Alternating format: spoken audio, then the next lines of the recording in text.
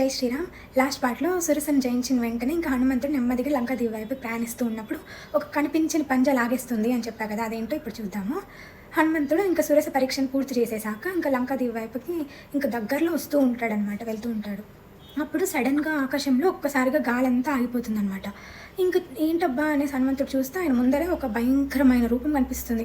అసలు నిజంగా ఎవరైనా భయపడిపోతారంట, అంత దారుణంగా ఉంటుందంట ఆ రూపం. ఎవరై ఉంటారబ్బా అనుకుంటే అప్పుడు చూస్తే అది సింహిక. ఆవిడ ఒక రాక్షసురాలన్నమాట. ఆమెకి ఒక అద్భుతమైన శక్తి కూడా ఉంది. ఏంటంటే అది గాయపడకుండా అసలు ఎదుటి వారి ప్రతిబింబాన్ని పట్టుకుని వారిని తన వద్దకు లాగేసుకుంటుంది అనమాట. అది తన గొప్ప అద్భుతమైన శక్తి. ఇంకైతే హనుమంతుని కూడా ఇప్పుడు అసలు అలా వెంటనే హనుమంతుని కూడా అట్లే చేసేస్తుంది అనమాట. ప్రతిబింబాన్ని పట్టుకుని తన వద్దకు లాగేసుకుంటుంది. అంతే ఇంకా ఈసారి హనుమంతుడు బుద్ధితో కాకుండా బలంతో పనిచేస్తాడనమాట. అతడు తన వేలు ఉంటుంది కదా, దాంతో ఆమెను చెక్ పెడతాడు. ఇంకా పైనుంచి గట్టిగా తాకి ఆమె చంపేస్తాడనమాట. అలా ఇంకా సింహిక అలా ఆ బలానికి తట్టుకోలేక సముద్రం లోపలికి మునిగిపోతుంది. అలా దేవతలు పెట్టిన మరో పరీక్షను కూడా మన వానరుడు శక్తితో ఈసారి గెలిచేశాడనమాట. ఇంకా హనుమంతుడు ఇంతవరకు 2 పరీక్షలు విజయవంతంగా ముగించాడు కదా. ఒకటేమో బుద్ధితో సురసను జయించి, ఇంకొకటి బలంతో సింహికను జయించి.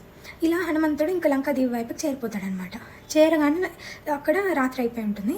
అప్పుడు అక్కడ ఒక దయ్యము అతన్ని ఆపుతుందనమాట. అదేంటనేది నెక్స్ట్ పార్ట్లో చూద్దాం. Thank you.